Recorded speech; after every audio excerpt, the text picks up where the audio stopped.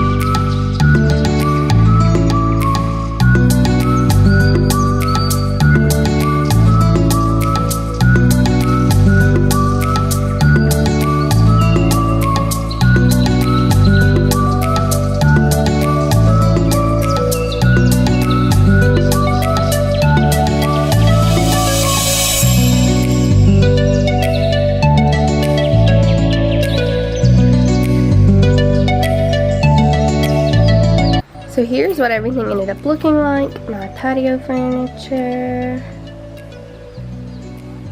Thank you guys so much for watching, and I will see you in the next video on cleaning this mess.